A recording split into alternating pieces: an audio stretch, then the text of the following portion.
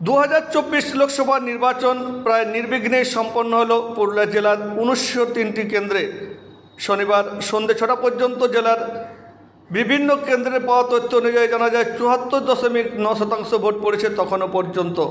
পুরুলিয়া লোকসভা কেন্দ্রের বিজেপি প্রার্থী জ্যোতির্ময় সিং মাহাতো তার মাকে নিয়ে পুস্তি হাই স্কুলে ভোট দিলেন। তৃণমূল কংগ্রেস প্রার্থী শান্তিরাম মাহাতো গাড়া প্রথম কেন্দ্রে। অন্যান্য প্রার্থীরাও নিজ নিজ কেন্দ্রে ভোট দিলেন। এদিন এক কথায় দু একটি ছোট ছোট ঘটনা বাদ দিতে গেলে এক প্রকার নিশ্চিন্তে নির্বিঘ্নে সম্পন্ন হলো 2024 লোকসভা নির্বাচন। আগামী 4 তারিখ ফল ঘোষণা। জেলার বিভিন্ন প্রান্ত থেকে দেখা যায় শান্তিপূর্ণভাবে ভোটদান করেছেন প্রত্যেকে।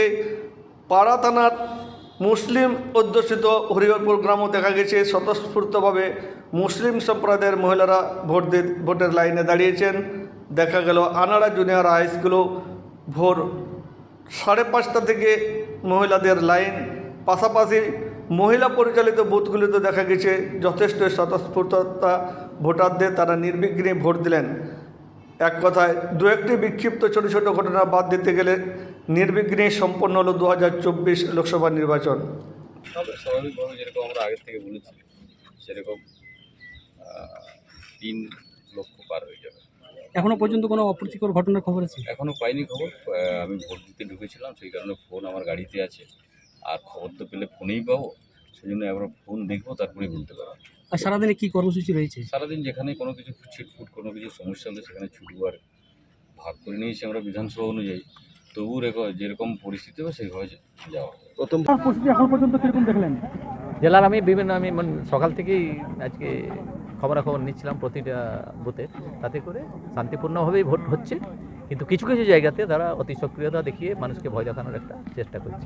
ভোট হচ্ছে শান্তিপূর্ণভাবে ভোট হচ্ছে এখানে। আমরা বিগত দিনে দেখেছি এখানে মহিলারা ভোট দিতে আসতো না, না এখন কতটা উন্নতি হয়েছে?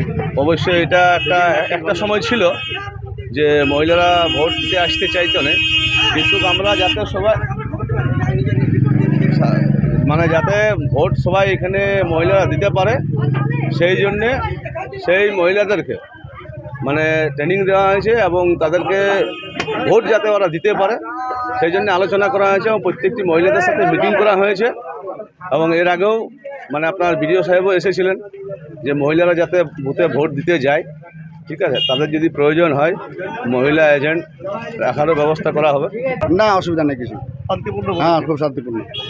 প্রাইমারি খুব শান্তিপূর্ণভাবে ভোট দেওয়া করেছে, আর যারা অফিসার আছে তারা খুব শান্তিপূর্ণভাবে ভোট দিয়েছে। কোনো অসুবিধা আমাদের হয় নাই এখন পর্যন্ত।